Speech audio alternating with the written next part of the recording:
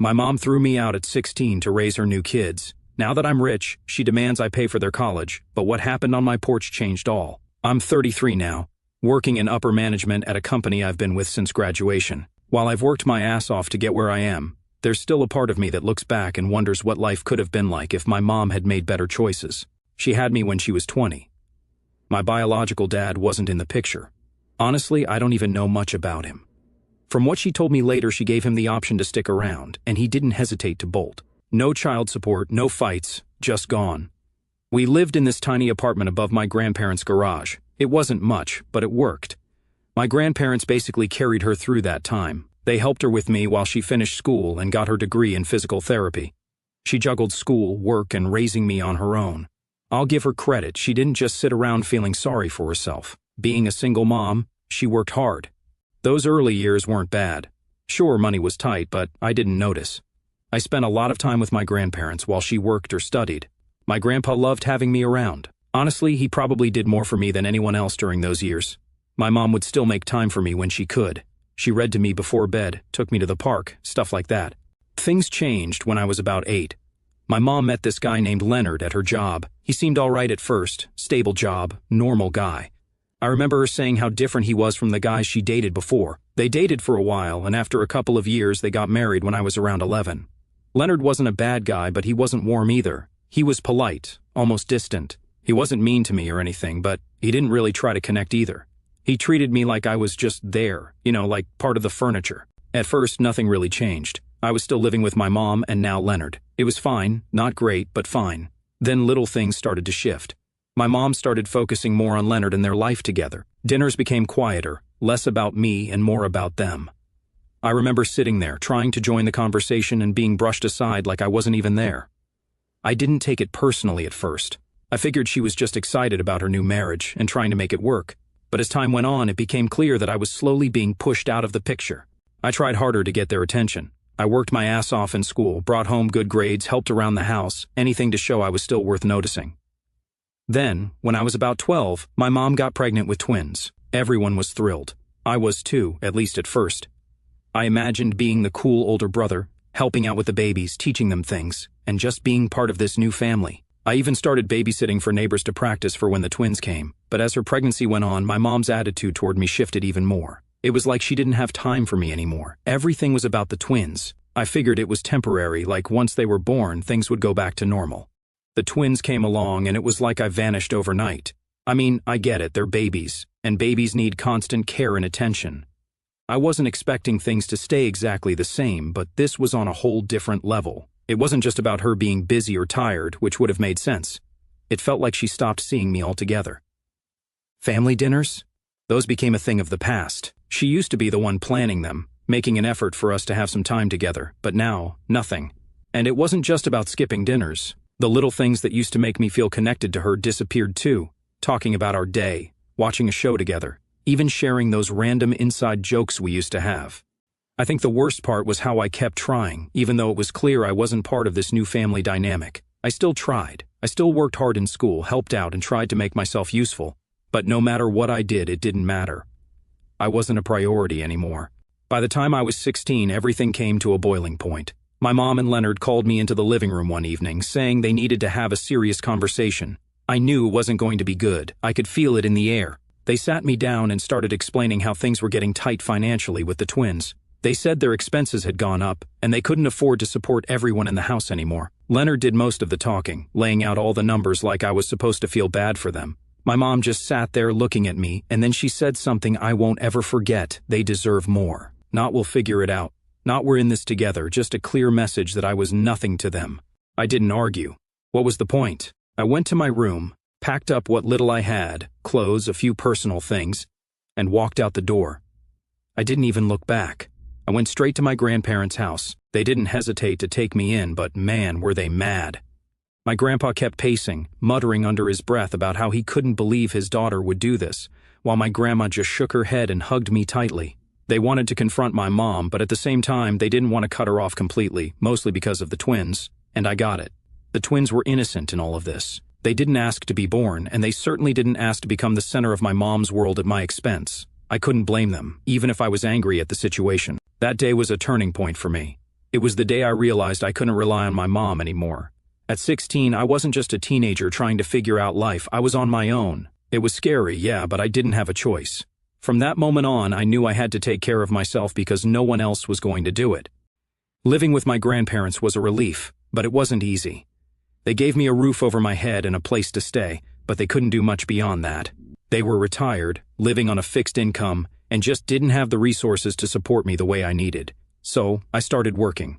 My first job was at this local coffee shop. It wasn't glamorous, but it paid just enough for me to buy school supplies, clothes, and some of the stuff I needed to get through high school.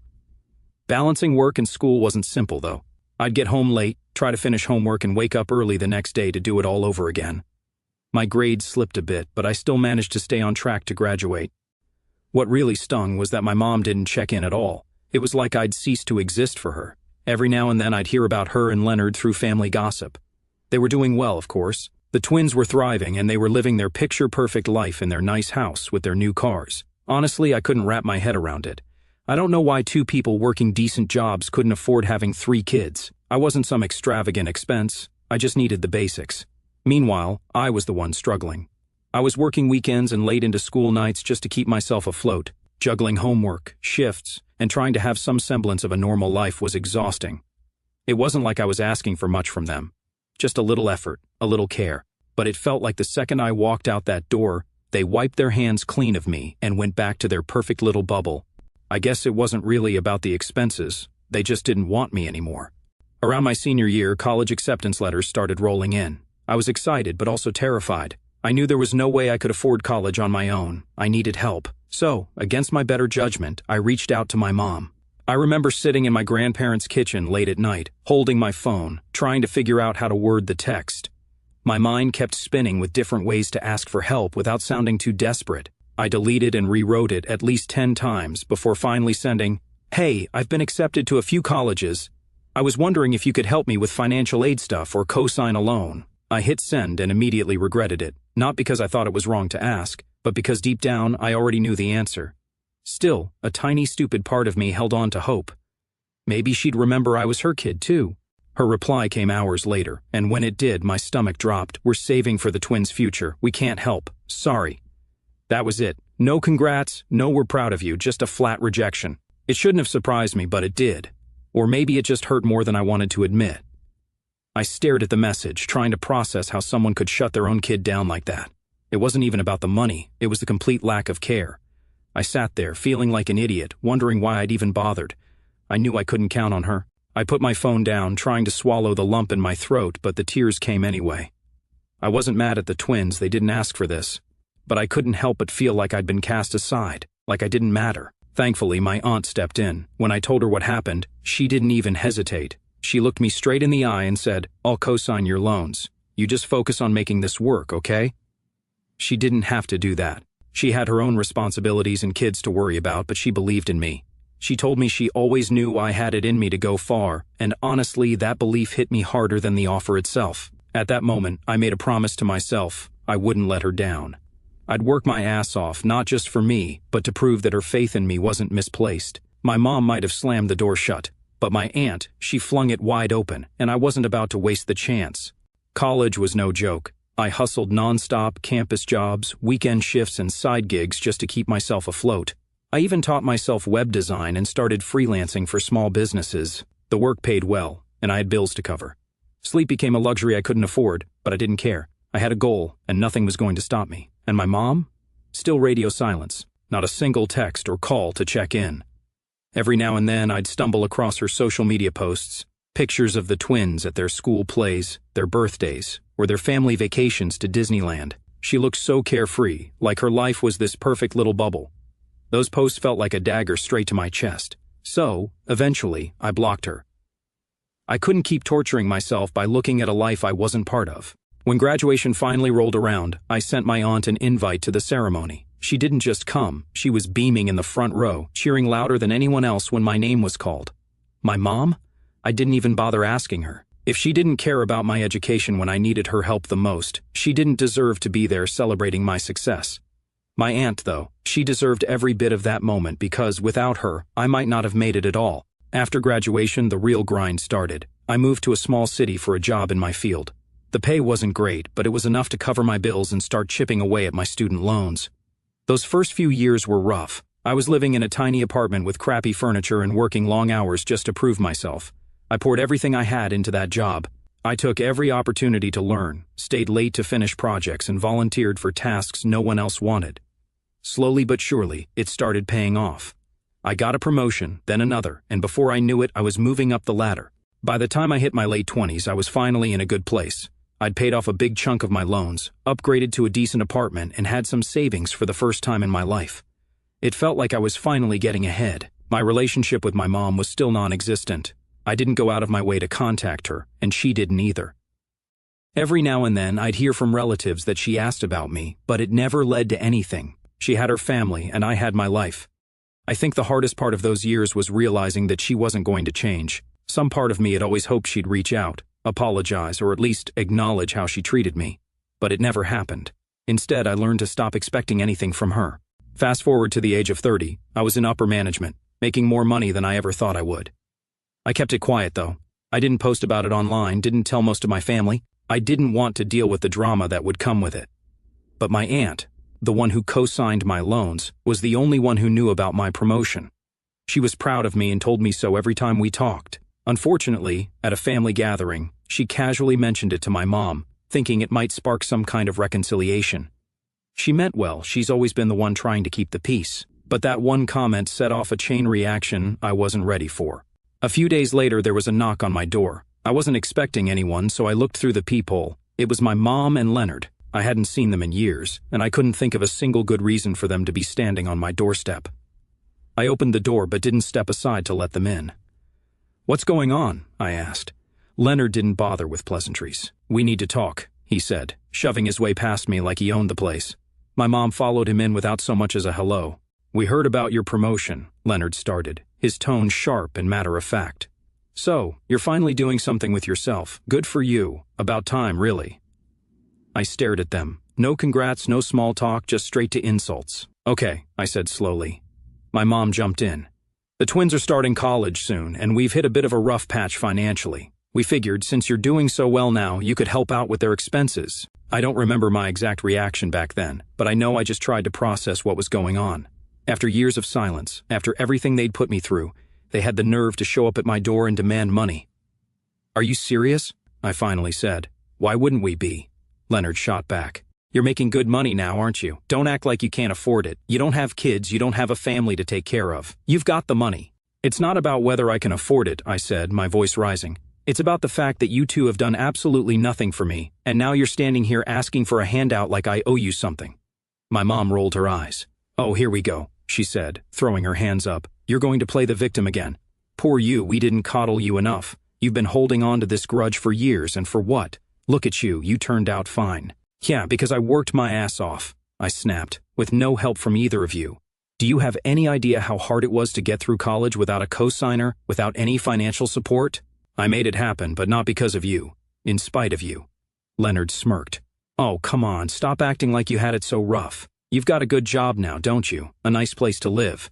Maybe you should be thanking us. If we hadn't pushed you out, you wouldn't be where you are today." "Thanking you?" I said, my voice shaking with anger. "You threw me out because I wasn't convenient anymore. You made it clear I didn't matter to you, and now you're here expecting me to swoop in and save the day for the kids you actually cared about? Absolutely not."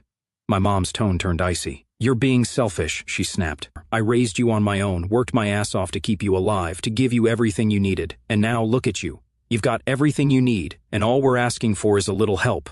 They're your siblings. You owe them that much after everything I've done for you." It wasn't just what she said, it was how she said it, like I should feel ashamed for not immediately bending over backward for her and the twins. "I don't owe them anything," I shot back, "and I definitely don't owe either of you. You made your choices, and I made mine. You decided I wasn't worth your time or money, and now you're expecting me to put my life on hold for them? That's not happening." Leonard stepped closer, his face hard. "You know what your problem is? You've always thought you were more important than you actually are. You think you're better than everyone else just because you made it out on your own. But let me tell you something, you didn't mean anything to this family then, and you don't mean anything now. That hit so bad, but I didn't let it show." "Then why are you here?" I said coldly. "If I don't mean anything to you, why are you standing in my living room begging for money?" My mom snapped. Because we didn't want to come here. Do you think we enjoy asking you for help? But the twins deserve a future, and if you weren't so goddamn selfish, you'd see that. But no, you're too busy playing the wounded child to do anything for anyone but yourself. I laughed bitterly. You want to talk about being selfish? You threw your own kid out of the house to make room for your real family. You told me I wasn't worth the effort, and now you want to stand here and talk about what the twins deserve? They deserve better parents. That's not my problem. Leonard pointed a finger at me, his voice rising. You better watch your mouth. We're still your family, whether you like it or not, and family helps family. No, I said firmly, family doesn't do what you did to me. Family doesn't throw their kid out like trash and then come crawling back when they need money. You're not my family, you're strangers to me. My mom's face twisted in anger. Fine, be a selfish little brat, but don't come crying to us when your life falls apart. You think you're so much better than us, but you're nothing. You'll always be nothing. That was it. I'd had enough. If you don't leave right now, I said, pulling out my phone, I'm calling the police. Leonard scoffed. Go ahead, call them. See how that looks, throwing your own parents out of your house. You're not my parents, I said calmly, my finger hovering over the screen. Not anymore. My mom grabbed his arm, muttering something under her breath. You're going to regret this, she said as they turned to leave. No, I said, shutting the door behind them, I'm not. That was the moment I realized just how much I'd changed. The kid who desperately wanted their approval was gone. I didn't owe them anything, and I wasn't going to let them guilt me into thinking otherwise. After they left, I stood in my living room, phone still in hand, and just stood there. I wasn't upset, I wasn't even angry anymore. I was exhausted. For years, I'd carried this hope, buried deep, that maybe one day they'd see me as their son, their family, as someone who mattered. But that hope was gone. That confrontation slammed the door on any lingering illusions I might have had about them. After that day, I thought I'd seen the last of them. I had made it clear they weren't welcome in my life, and I was ready to move on. But people like them don't take no for an answer. They weren't done trying to claw their way back in. And what followed was nothing short of chaos. A couple of weeks later, I found out from my coworkers that my mom had shown up at my office. I wasn't there. I'd taken a sick day. But she apparently caused quite the scene. She marched in, demanded to speak with me, and when she was told I wasn't there, she refused to leave. She was shouting about family and sacrifices and how I owed her. One of my coworkers said the next day security had to escort her out. It was intense. I apologized to everyone, mortified. I made sure to notify HR and told them to add her to the list of people who weren't allowed on the premises. Still, I was shaken. I couldn't believe she'd stoop that low. But the worst was yet to come. My mom didn't back off. One evening, about a week later, I got home from work and found her waiting for me outside my house. She was pacing up and down the driveway, clearly agitated. The moment I stepped out of my car, she stormed over, shouting, "You can't keep ignoring me." I took a deep breath, keeping my distance. "What are you doing here?" "We need to talk," she said, pointing her finger at me like I was a child. "You think you can just walk away from your family, from your responsibilities?" "What responsibilities?" I shot back. "You're the parent, not me. The twins are your kids. You're the one who's supposed to figure this out, not me." That set her off. She started screaming about how I was selfish and ungrateful, how I owed her for everything she'd done for me. "And sacrificed so much for you," she shouted. "And this is how you repay me? By turning your back on us?" "You didn't sacrifice anything for me," I said, trying to keep my voice steady. "Mom, go back to the home you kicked your son out of, and don't show up again." At that point, her voice went from loud to downright hysterical. She started yelling so loudly that the neighbors came out of their houses to see what was going on. "He's a brat," she screamed, gesturing wildly at me. "He's always been a selfish little brat. He doesn't care about anyone but himself." A few neighbors tried to intervene, telling her to calm down, but she wasn't hearing it. Her voice grew louder, more frantic, until she lunged at me, screaming, "After everything I've done for you, stay back!" I warned, my phone in hand as I started dialing 911. "I mean it, Mom, don't you dare." Her face twisted in rage, and she made a wild grab for my phone. "Don't you dare call the police on your own mother. I raised you. I sacrificed everything for you." "You abandoned me," I shouted back, holding my phone out of her reach, trying to keep her at bay. "You threw me away like I was nothing." It didn't feel like I was arguing with my mom anymore. It was like watching a stranger wearing her face. She was screaming about ingratitude, about family loyalty, while lunging at me, still trying to grab the phone from my hands. Through the chaos, I heard one of my neighbors yelling, "I'm calling the police. Leave him alone." More neighbors started emerging from their houses, standing on porches or edging closer, watching this surreal scene of a mother physically going after her own child. Finally, someone stepped in and pulled her away from me just as the sound of sirens cut through the air. She struggled against them, still screaming something incoherent, but the moment was over as the flashing lights of the police car filled the street. I stood there, shaking, realizing how far she'd gone and how much I couldn't let her back into my life. The next morning, I went straight to the police station and filed a report. I explained everything: the workplace incident, her showing up at my house, the screaming match in front of my neighbors. The officer I spoke to was sympathetic and helped me start the process of getting a restraining order. When I told my grandparents what had happened, they were furious. "She's lost her mind," my grandpa said, shaking his head. "I don't know what's wrong with her, but you don't deserve this. We should have done more for you back then," my grandma added, her voice heavy with guilt. "We thought we were helping by staying close, but we let you face too much on your own. I'm so sorry. I told them it wasn't their fault. They'd done the best they could, and they were the only reason I'd had any kind of stability after my mom kicked me out. They made it clear they were done with her. We've stood by her through everything," my grandpa said, "but this is the last straw. We're cutting ties." Hearing that was bittersweet. On one hand, it felt like validation. They finally saw her for who she was. But on the other hand, it hurt to know how far she'd fallen and how little she'd cared about anyone but herself. The restraining order was granted a few weeks later, and life finally started to settle down. I poured myself into my career, my house, and the people who truly mattered: my grandparents, my aunt, and my close friends. My aunt, though, she was my rock. She didn't just step in when things got hard, she stayed, and she never made me feel like I owed her anything for it. A few months later, after I'd finally caught my breath, I decided to do something for her.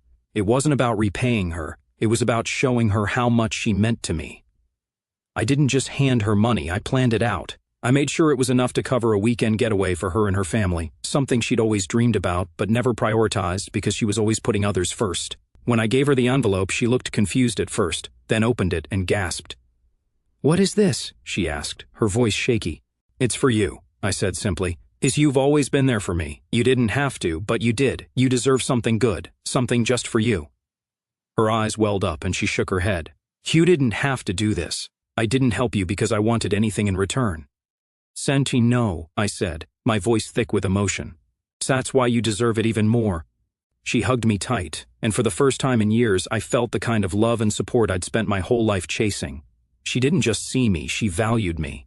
Meanwhile, every now and then I'd hear bits and pieces about my mom and Leonard. Their financial situation was crumbling and the twins were barely making it through college. I didn't feel guilty, I didn't feel anything. They had made their choices, and I had made mine. For years, I had carried the weight of wanting their approval, of hoping they'd finally see me as someone who mattered. But now, I understood they never would, and that was okay. I didn't need their validation. I saw my own worth now, and I'd surrounded myself with people who did too. I've built a life I'm proud of, filled with people who genuinely care about me. And most importantly, I've learned that family isn't defined by blood. It's defined by the ones who show up, who stand by you, and who love you for who you are, not for what they can take from you. As for my mom, I hope she finds whatever it is she's looking for, but I'm done being her solution. I'm done being her sacrifice. My life is my own now, and I'm not looking back. If anything new pops up, I'll post an update for you guys. Final update. Hey everyone. I didn't think I'd be writing an update, but something unexpected happened, and I feel like it's worth sharing. After everything that went down with my mom and Leonard, the restraining order, the ambush outside my house, and her meltdown, I thought I was done with that part of my life. I'd closed the door and moved on. But then, one of the twins reached out. It started with a text from an unknown number. "Hey, it's Max. Can we talk? I'd like to get to know you. You're my brother, and I don't know you at all." I sat there, staring at the message for a long time. Max and I barely knew each other. After I left home all those years ago, the twins were little kids at the time, and after everything my mom and Leonard put me through, I had no connection with them. Part of me wondered if this was some new ploy by my mom, but the way Max worded his message felt different. After a while, I replied, "What's this about?" A few minutes later, he called. I hesitated before picking up. "Hey," he said, his voice a little nervous. "I know this is random, but I wanted to reach out. I've been thinking about you a lot lately, and I feel like I missed out on something important. You're my brother, and I don't know anything about you. I hate that." I didn't say much, so he kept going. "I know what Mom and Dad did to you," he said. "I didn't understand it when I was a kid, but I do now. I don't think it was right. Honestly, I think it was horrible, and I don't blame you for walking away, but I hate that their choices kept us from having a relationship. That's on them, not you." His words caught me off guard. I didn't expect him to be so honest about the situation. Max, none of this was your fault, I said, trying to keep my voice steady. You didn't make the choices they made. I know, he said, but it doesn't make it any easier. I feel like I've missed out on having an older brother, and now that I'm old enough to understand everything, I want to at least try to fix that. I know I can't undo what they did, but I'd like to get to know you, if you're open to it.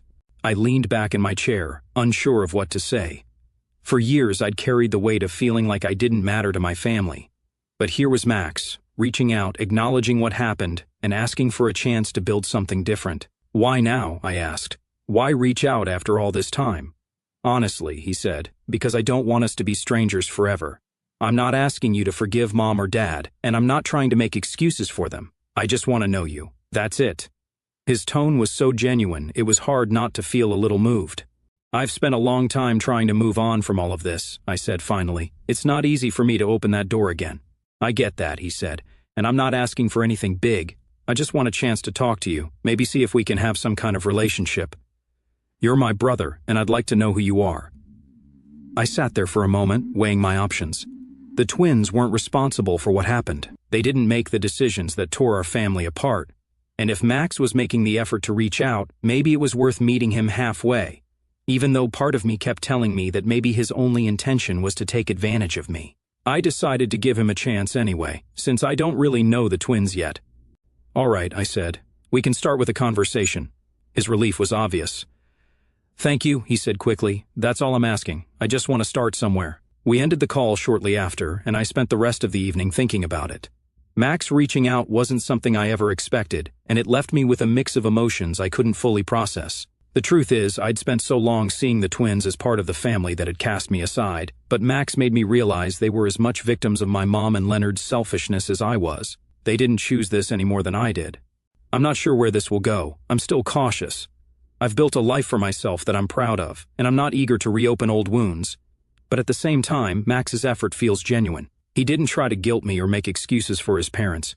He just wanted to know me. And for the first time, I feel like maybe, just maybe, I could have a relationship with someone from that side of the family. It's a small step, but it feels like progress.